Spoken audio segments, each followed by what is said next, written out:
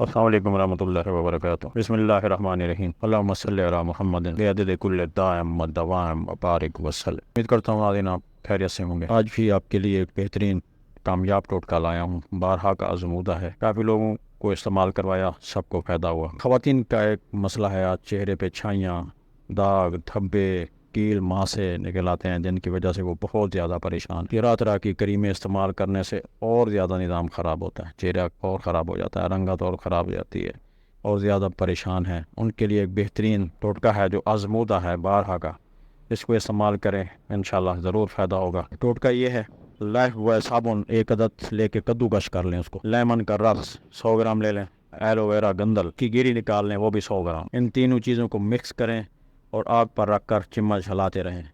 جب ان تینوں چیزوں کا لیکوڈ تیار ہو جائے تو دوبارہ کسی ایسے برتن میں اس کو ڈال لیں گے جس سے صابن تیار ہو جائے۔